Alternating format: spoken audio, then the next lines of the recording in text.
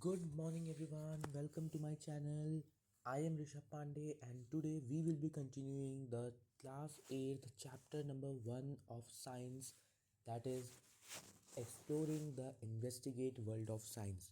तो बेटा, हम लोगों ने हमारे पिछले वीडियो लेक्चर में, अगर आप लोगों ने नहीं देखा है तो प्लीज़ उसे देख लीजिएगा। हमने पिछले लेक्चर में हमारा पेज नंबर जो 3 है, यस पेज नंबर 3, उसका हम लोगों ने यहाँ लास्ट टॉपिक जो कि है ये यहाँ तक, ये लास्ट लाइन तक हम लोगों ने ख़त्म कर लिया था। आज हम लोग स्टार्ट करने वाले हैं पेज नंबर 4 से, तो आप लोग फटाफट से पेज नंबर 4 निकाल लीजिए। ठीक है, अपने साथ जो है अपनी रिक्वायर्ड मटेरियल्स, अपनी साइंस की टेक्स्ट बुक रखिए, अपनी नोटबुक भी रखिए जिसमें आप नोट्स लिखने वाले हैं जो मैं लिखवाऊंगा, एंड साथ ही साथ में एक पेन पेंसिल लेकर बैठिए ताकि आप अपनी टेक्स्ट बुक में उसे अंडरलाइन कर सकें। राइट, तो चलिए now let's start. Page number 4 निकाल लीजिए। ठीक है, पेज नंबर 4 पे हम लोग का यहाँ फर्स्ट लाइन से बाकी है, यानी एकदम पेज नंबर 4 एकदम ताज़ा ताज़ा। राइट, तो हम लोग यहीं से स्टार्ट कर देंगे अच्छे से हमारा पूरा का पूरा पार्ट। ठीक है, अगर आप लोगों ने पिछली लेक्चर नहीं देखे हैं तो प्लीज़ आप उसे देख लीजिए ताकि आपका कोई बैकलॉग ना बने। राइट, आपका पूरा का पूरा उसी में रिवाइज हो जाएगा, क्योंकि अभी हम लोग जो ये फर्स्ट लाइन पढ़ने वाले हैं ये हमारा कुछ पिछले लाइन से ही रिलेटेड है। राइट, तो अपने पेज नंबर 4 निकाल लीजिए टेक्स्ट बुक में। ठीक है, और चलिए यहाँ फर्स्ट लाइन से अपनी जो है फिंगर रखते जाइए लाइन पर। ठीक है, ताकि आप कहीं पे डिस्ट्रैक्ट ना हो। ठीक है, चलिए अब स्टार्ट करते हैं हमारा यहाँ पे पेज नंबर 4 से। तो हमारा यहाँ पे पेज नंबर 4 पे फर्स्ट लाइन जो है ये कहता है, so these forces are connected to powerful weather events like storms and cyclones that affect our daily lives, agriculture and even our safety. Right, तो पिछले वीडियो में, अब जैसे कि पिछले वीडियो में ना हम लोगों ने एक लाइन पढ़ी थी। Right, wait a minute, yes पिछले वीडियो में ना हम लोगों ने एक लाइन मैंने आपको पढ़ाई थी इसमें। राइट, ठीक है, मैंने पिछले वीडियो में ना आपको एक लाइन पढ़ाई थी यहाँ पे। राइट, तो वो लाइन जो है वो कुछ ऐसी थी कि अगर आप लोगों ने मेरा पिछला लेक्चर देखा हो तो मैंने ना उसमें आप लोगों को एक लाइन बताई थी क्या, कि एक मिनट, हाँ, तो मैंने उसमें ना आप लोग को एक लाइन बताई थी क्या, a small difference in pressure can lead to very gentle winds while a larger pressure difference can lead to या could create storms and even cyclones। ये आपकी बुक की ही लाइन है। अगर आप देखेंगे पेज नंबर 3 निकालिए, उसमें आपके लास्ट पेज नंबर 3 पे जो लास्ट पैराग्राफ है, एकदम लास्ट लाइन, उस पूरे लास्ट पैराग्राफ में वहाँ पे लिखा हुआ है। राइट, तो जो है वही उसी से रिलेटेड जो है हमारे यहाँ पे पेज नंबर 4 की फर्स्ट लाइन है। राइट, हमारे पेज नंबर 4 में जो फर्स्ट लाइन है वो क्या कहना चाह रही है कि ये जितने भी फोर्सेस होते हैं ना, जितने भी फोर्सेस हैं जो कि हमारी पूरी की पूरी इस अर्थ पे एक्ट कर रहे हैं, राइट, लग रहे हैं, तो ये जितने भी फोर्स होते हैं, ये जितने भी प्रेशर होते हैं, ये सब क्या करते हैं, these are the forces which could lead to even storms and cyclones. तो यानी कि हमारे जो ये पूरा का पूरा प्लानट है, इस पे ये जितने भी फोर्सेस लग रहे हैं ये इतने स्ट्रांग है कि ये सब जो है, अगर इनमें एक स्मॉल डिफरेंस भी आ जाए तो ये लोग जो है छोटे छोटे विंड्स क्रिएट करते हैं।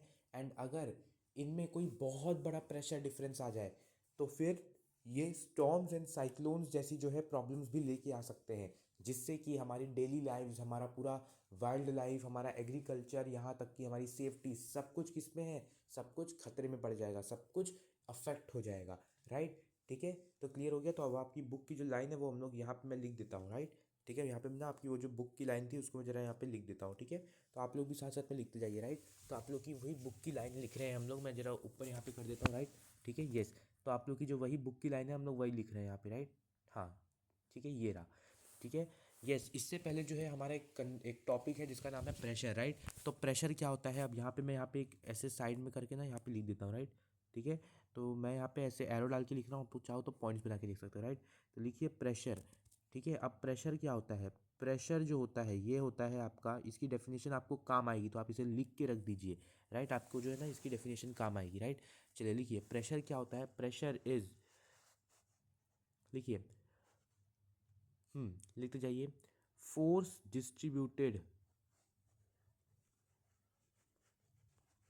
ये आपको काम आएगा। राइट, ठीक है, force distributed over area is known as pressure.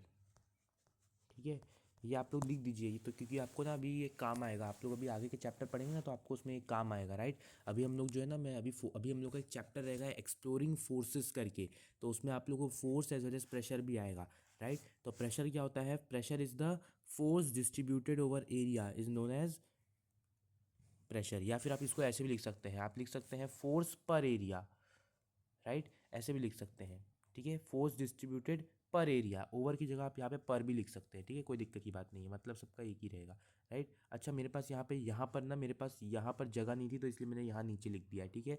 लेकिन आप लोगों के पास होगी तो आप लोग जो है कंटिन्यूशन में ही लिखते जाइएगा, राइट, ठीक है। तो ये है हमारी प्रेशर की डिफरेंस, ठीक है। चलिए अब हम लोग नीचे बढ़ते हैं, अगर आपने नहीं लिखा है तो कोई बात नहीं, आप जो है देख के लिख दीजिएगा, ठीक है, पीछे करके देख लीजिएगा और लिख दीजिएगा, ठीक है। चलिए अब हम लोग का नेक्स्ट टॉपिक है, समझ में आ गया? तो इससे हमें ये पता चलता है, राइट। अब आपकी बुक की एक और लाइन है, उसको भी मैं यहाँ पे लिख दे रहा हूँ, क्या कि अब आपको लिखना है a small difference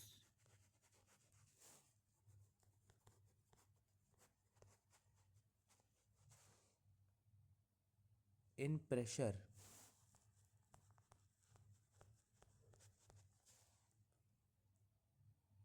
can result in a gentle breeze. ये आपकी बुक की लाइन है, राइट, और ये आपके एमसीक्यू में आ सकता है, राइट। आप लोगों ना एमसीक्यू में पता है वो स्टेटमेंट बेस्ड क्वेश्चंस आते हैं, राइट। तो आप लोगों को उस टाइप के स्टेटमेंट बेस्ड क्वेश्चंस आ सकते हैं, उसमें आप लोगों को ना ऐसे स्टेटमेंट दे देंगे, which of the following statement is correct.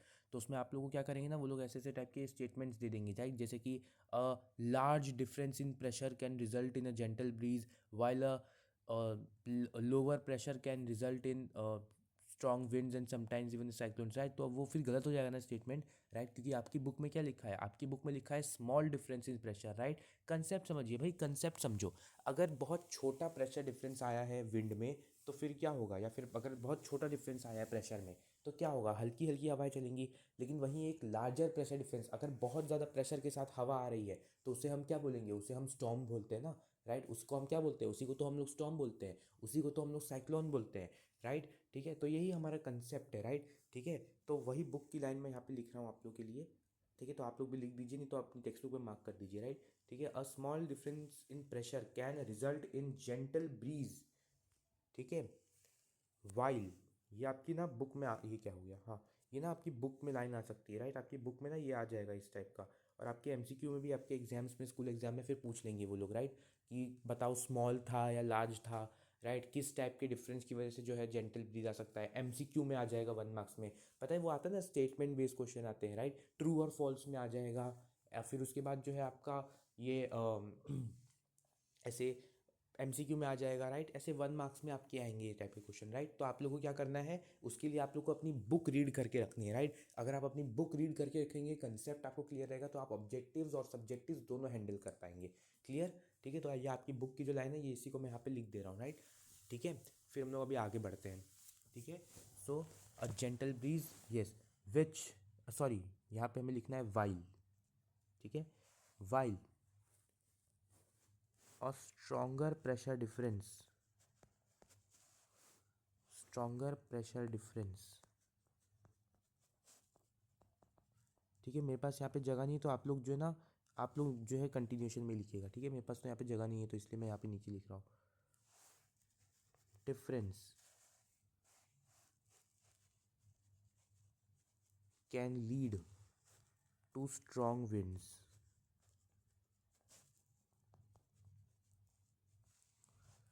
And sometimes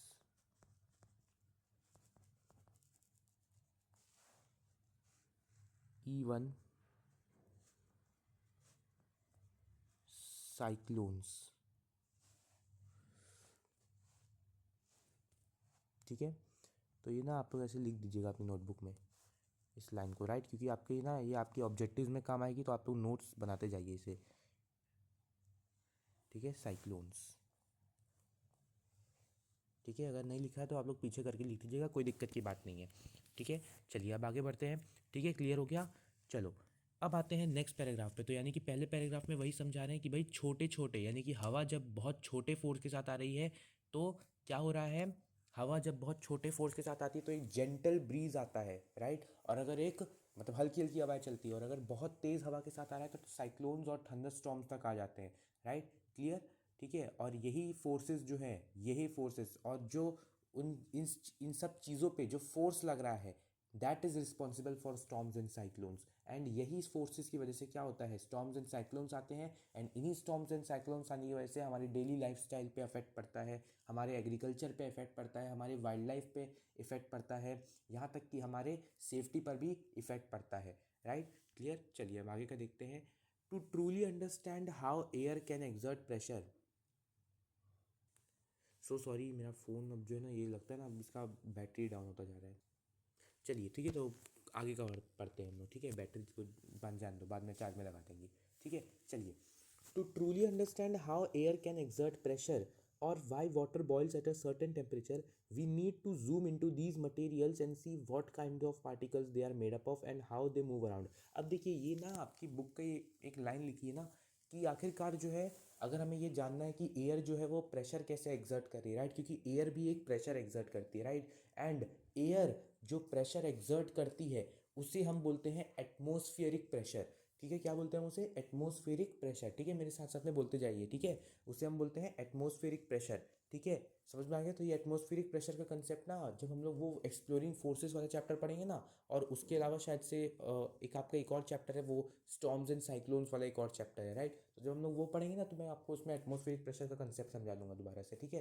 तो क्योंकि वो आपके लिए नॉलेज के लिए बहुत अच्छा रहेगा, ठीक है। एंड अगर हमें ये जानना है कि वाटर जो है वो आखिरकार एक सर्टेन टेम्परेचर पे क्यों बॉयल होता है, पता है, वाटर जो होता है ना बेटा, पानी पानी जो है वो 100 डिग्री सेल्सियस पर ही बॉयल होता है, राइट, ठीक है। अब वो 100 डिग्री सेल्सियस हम लोग नाप नहीं सकते हैं, राइट, लेकिन हमको इतना पता है कि भाई वो 100 डिग्री सेल्सियस पे ही बॉयल होता है, राइट, ठीक है, उसी में बॉयल होता है। अब ये क्यों होता है, अभी के लिए सिर्फ आपको इतना जानना है कि 100 डिग्री सेल्सियस पे बॉयल होता है, राइट। लेकिन अब आप जो है आगे चल के जब मैं आपको वो वाला चैप्टर पढ़ाऊंगा ना, आपका पार्टिकल नेचर ऑफ मैटर वाला और एलिमेंट्स कंपाउंड्स, जब हम लोग वो मैं आपको पढ़ाऊंगा, जब मैं केमिस्ट्री का पार्ट है वो, तब आपको सब समझ में आएगा कि भाई आखिरकार ऐसा क्यों होता है, क्यों वाटर जो है वो 100 डिग्री पे ही बॉयल होता है, राइट, ठीक है। तो मैं उसमें आपको सब पढ़ाऊंगा। तो अगर हमें ये जानना है तो उसके लिए हमें जानना पड़ेगा इन सब चीज़ों के अंदर की एक छोटी छोटी, इन सब चीज़ों के अंदर भी और बहुत छोटे छोटे चीज़ होती है, बहुत छोटे छोटे यूनिट्स होते हैं, और उन यूनिट्स को हम बोलते हैं क्या, पार्टिकल्स। क्या बोलते हैं उन्हें, पार्टिकल्स, ठीक है, क्लियर हो गया,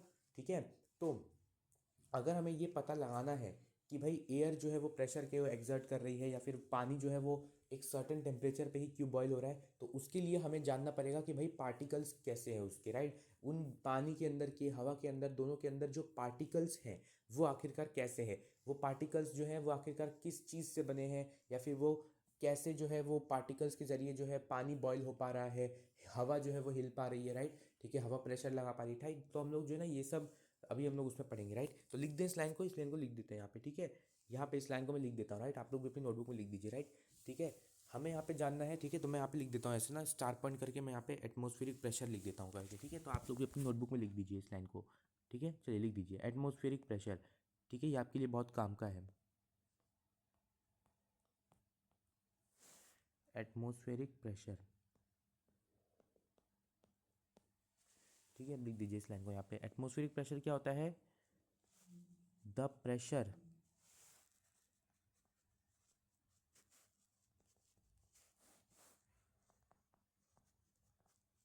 exerted by air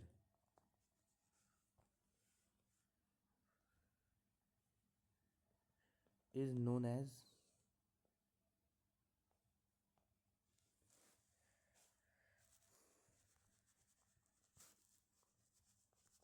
atmospheric pressure, ठीक है। So the pressure exerted by air is known as atmospheric pressure, ठीक है।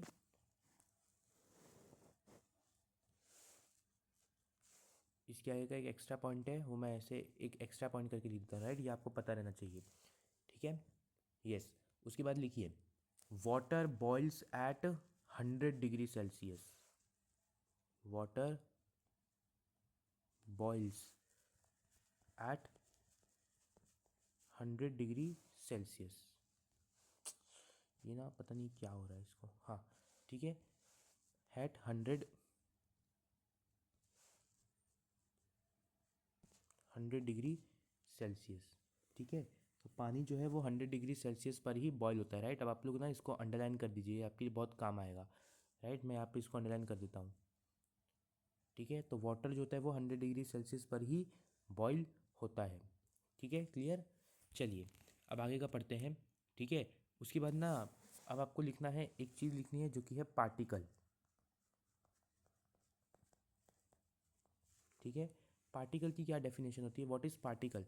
So the basic unit of matter,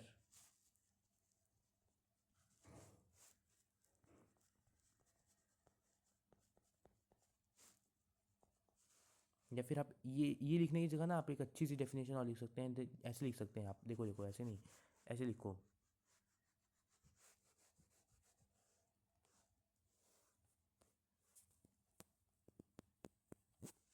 they are the basic units which constitute matter,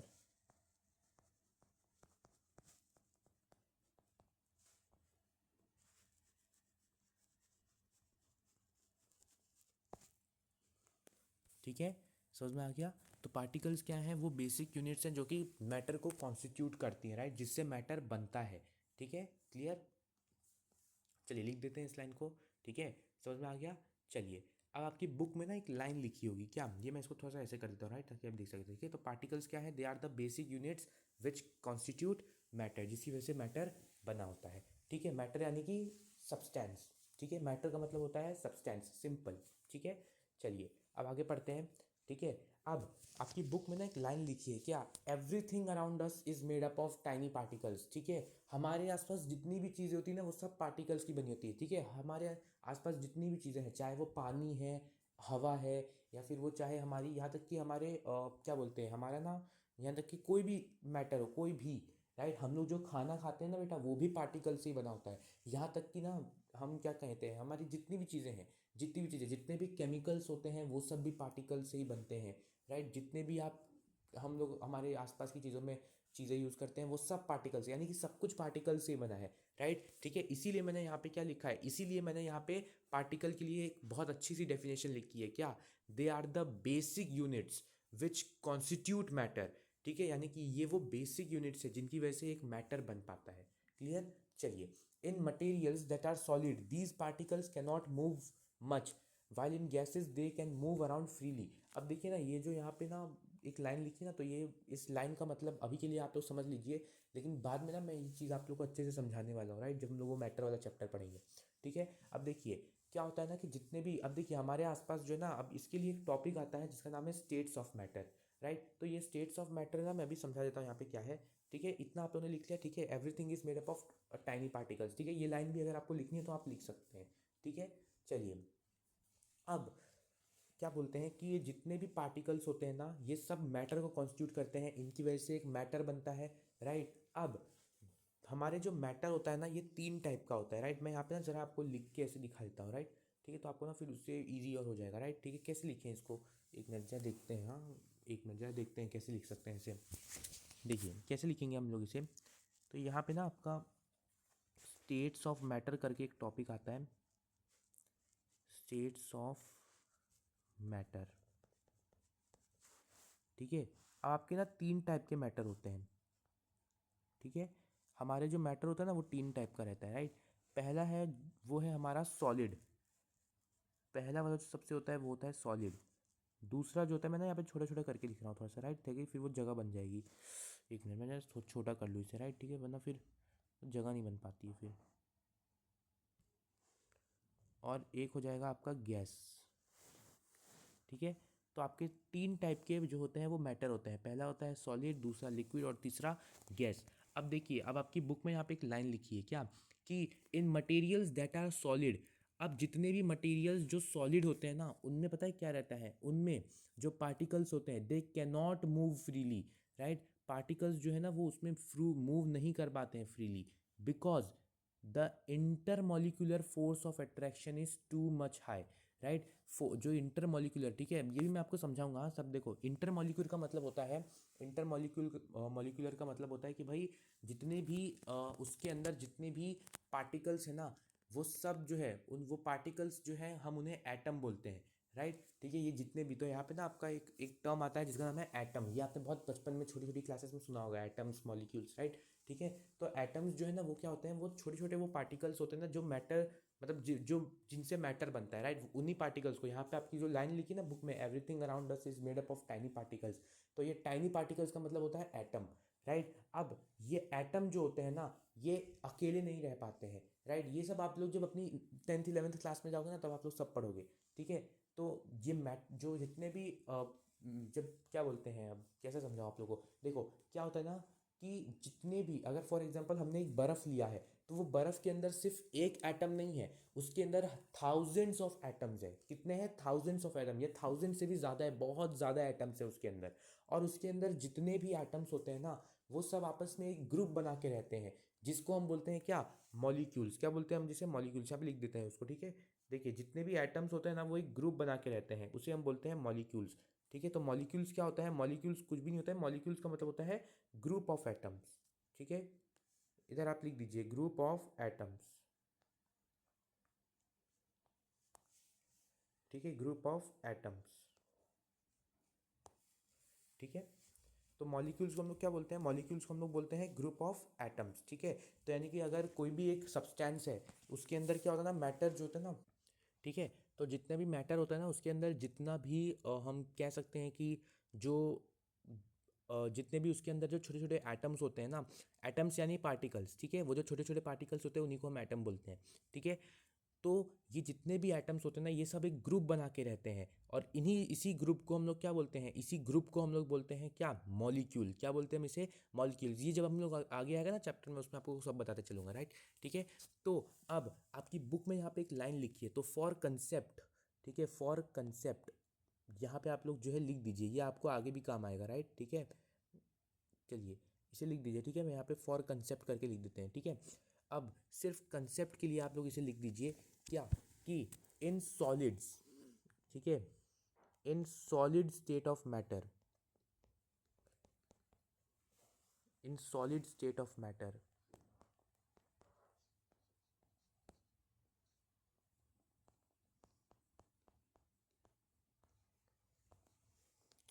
एक minute, ये जरा मेरे को छोटा कैसे करना है इसे, हाँ, यहाँ से, ठीक है, थोड़ा सा छोटा कर देता हूँ मैं, राइट। ठीक है, तो फिर क्या ना उससे जगह बन जाएगी अच्छी खासी, राइट। बिकॉज फिर आप लोग को भी फिर मतलब दिक्कत हो रही होगी, राइट। कोई बात नहीं, चलिए ठीक है। हो सके तो वीडियो पीछे कर लीजिएगा, ठीक है, तो फिर उससे क्या हो जाएगा ना, आप लोगों को हेल्प हो जाएगी बहुत ज़्यादा, ठीक है। चलिए देखिए, इन सॉलिड स्टेट ऑफ मैटर, अब तो ये कुछ और ही दिखने लग गया, ठीक है, थोड़ा सा बढ़ा देते हैं, चलो, ठीक है। लिख दीजिए in solid state of matter,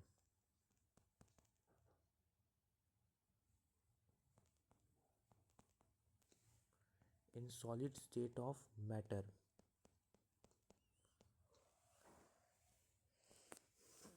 particles या फिर एटम्स भी लिख सकते हो, atoms cannot move freely, cannot move freely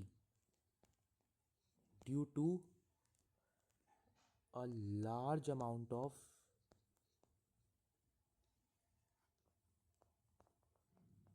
large amount, या फिर आप कह सकते हैं लार्ज इंटरमॉलिक्यूलर, लार्ज अमाउंट नहीं लिखते हैं, लिख देते हैं large intermolecular, large intermolecular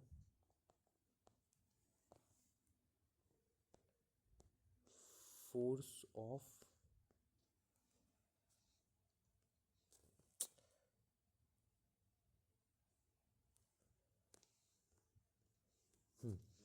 large intermolecular force of attraction. मैं यहाँ अट्रैक्ट को यहाँ पे ऐसे लिख देता हूँ और नीचे करके आपका ION लिख देता हूँ, ठीक है। ठीक है, समझ में आ गया। तो मैं एक बार फिर से ऊपर कर देता हूँ, राइट। ठीक है, अगर आप लोगों को हो रहा हो तो आप नीचे मतलब वीडियो पीछे करके लिख सकते हैं दोबारा से, ठीक है। तो in solid state of matter, particles या फिर atoms can not move freely, ये फ्रीली नहीं मूव कर सकते हैं। Why? Due to a large intermolecular force of attraction. एक बहुत बड़ा फोर्स ऑफ अट्रैक्शन होता है ना, एक जो inter molecular force of attraction होता है ये बहुत ज़्यादा होता है, राइट। ठीक है, तो इसलिए क्या होता है कि इसीलिए जो है जो पार्टिकल्स है वो उसमें फ्रीली मूव नहीं कर पाते हैं।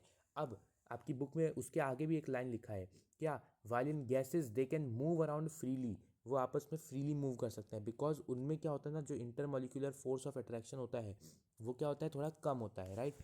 सो लिख देंगे इसे, ठीक है। अब फॉर कंसेप्ट, पहले गैस के बारे में लिखने से पहले मैं पहले लिक्विड के बारे में लिखने वाला हूँ, राइट। तो लिख दीजिए liquid, the intermolecular force is moderate, the intermolecular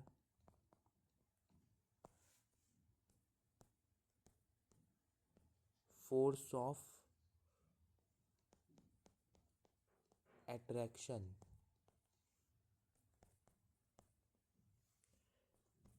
is moderate,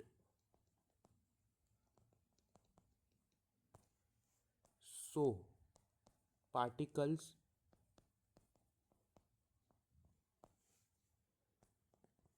can move। ठीक है, अभी हम लोग इसमें ये नहीं लिखने वाले हैं कि पार्टिकल्स कैन मूव फ्रीली, हम ये नहीं लिखने वाले इसमें, राइट।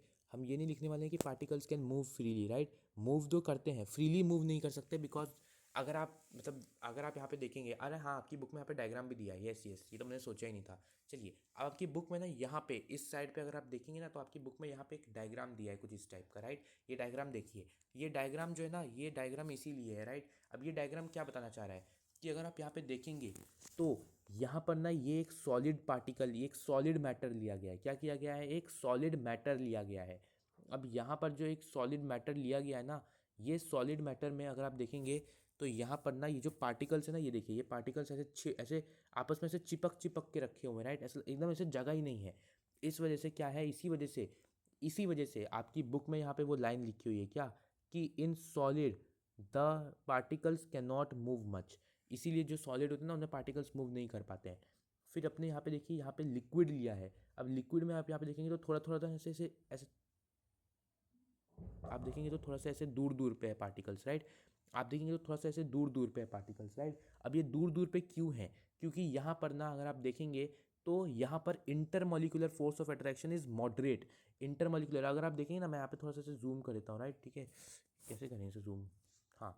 यहाँ पे अगर आप देखेंगे ना तो यहाँ पे अगर आप देखेंगे तो जो यहाँ पे पार्टिकल्स है ना, ये बहुत मतलब ऐसे बीच बीच में थोड़ा सा ऐसे गैप है, बस बहुत थोड़ा गैप है, राइट। लेकिन फिर भी इंटरमॉलिक्यूलर फोर्स ऑफ अट्रैक्शन है।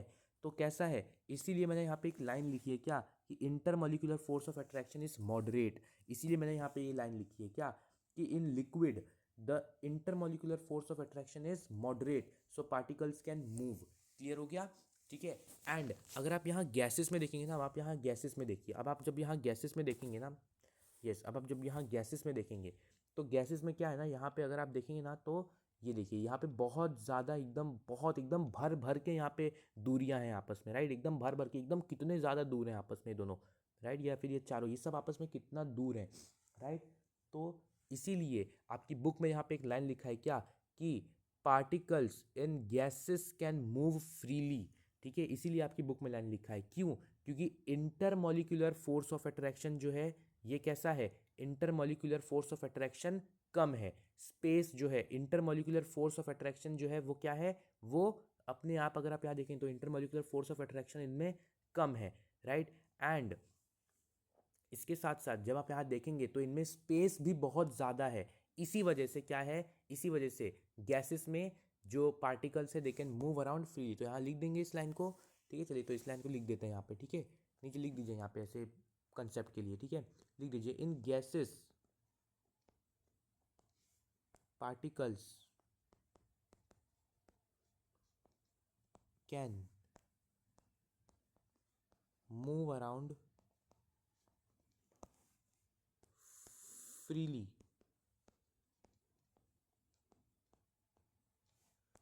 because of large, sorry, because of small, large तो ना होगा, लार्ज तो हो गया, हाँ, बिकॉज ऑफ स्मॉल इंटरमॉलिक्यूलर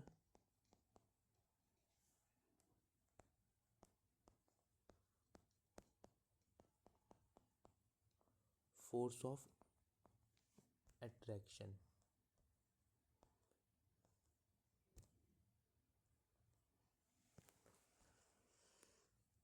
ठीक है, तो in gases particles can move around freely, ठीक है, because of small intermolecular force of attraction. ये ना अगर आप लोगों को यहाँ पे लिखने में दिक्कत आ रही है तो कोई बात नहीं, मैं अभी वीडियो जब मैं खत्म करूँगा ना तो उसमें आप लोगों को मैं पूरा ऐसे दिखा दूंगा, राइट।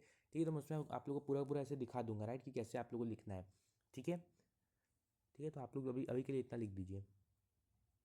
ठीक है, अब नेक्स्ट वीडियो में हम लोग यहाँ से स्टार्ट करेंगे, राइट, बिकॉज अभी 9th का भी है ना। ठीक है, तो क्या है ना कि अभी नेक्स्ट वीडियो में हम लोग जो है यहाँ से स्टार्ट करेंगे, क्लासीफाइंग थिंग्स वाला यहाँ से स्टार्ट करेंगे हम लोग, राइट। ठीक है, जो क्लासीफाइंग थिंग्स अराउंड अस है ना, ये यहाँ से स्टार्ट करेंगे हम लोग नेक्स्ट वीडियो में। बिकॉज अभी क्या है ना, अभी मैं इसको फटाफट फटाफट नहीं समझा सकता, ये थोड़ा सा हमें टाइम लगेगा इसे समझने में, राइट। ये एलिमेंट्स, कंपाउंड्स, मिक्सचर्स, ये बहुत इंपॉर्टेंट टॉपिक है आपका। ये आप चैप्टर नंबर 8 जो है आपका क्लासीफाइंग मैटर वाला एक चैप्टर है, उसमें आप एलिमेंट्स, कंपाउंड्स एंड मिक्सचर्स पढ़ने वाले हैं, राइट, प्योर सब्सटेंसेस पढ़ने वाले हैं। तो ये आपको उस चैप्टर में बहुत काम आएगा, इसलिए मैं इसको थोड़ा अभी अलग से समझाऊंगा, राइट।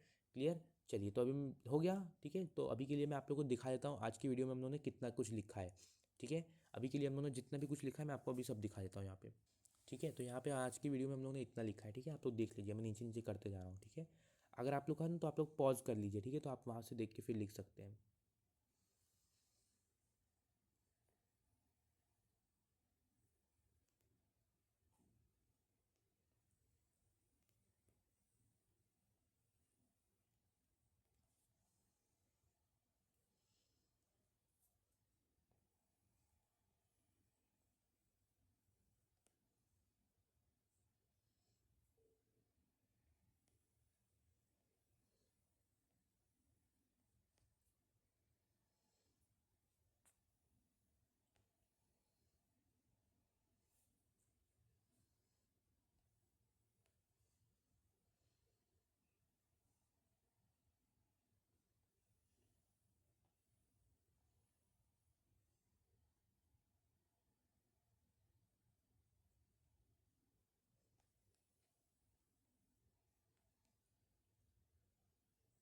ठीक है, तो अभी आज के लिए तो इतना ही रखते हैं। ठीक है, अभी आज के लिए इतना रखते हैं। नेक्स्ट वीडियो में हम लोग वो जो चैप्टर है हमारा, मतलब उसी फर्स्ट चैप्टर में ही वो जो पैराग्राफ है क्लासीफाइंग थिंग्स इनटू, वो वाला जो पार्ट है पूरा, वो paragraph elements, compounds and mixtures वाला, वो हम लोग नेक्स्ट वीडियो में पढ़ेंगे। ठीक है, तब तक के लिए गुड बाय। आज का ये लेक्चर देखने के बाद आप लोग प्लीज़ जितना भी मैंने अभी तक में आपको पढ़ाया है उतना रीड करिए, उसके आगे का पोर्शन भी आप लोग रीड कर लीजिए। ठीक है, और उसके बाद ये जितने भी नोट्स मैंने आपको लिखवाए हैं, इस नोट्स को प्लीज़ रिवाइज कर लीजिएगा अच्छे से। और ये नोट्स जितने भी आप लिख रहे हैं ना, इसको प्लीज़ संभाल के रखिएगा, ये आपके आगे के चैप्टर में बहुत काम आएंगे आपको, राइट। अभी आगे आप लोग जितने भी चैप्टर पढ़ेंगे ना साइंस में, ये आपको उसमें बहुत काम आने वाले हैं। ठीक है, तो इसलिए आप लोग इसे संभाल के रखिएगा। ठीक है, तब तक के लिए गुड बाय। ठीक है, टेक केयर।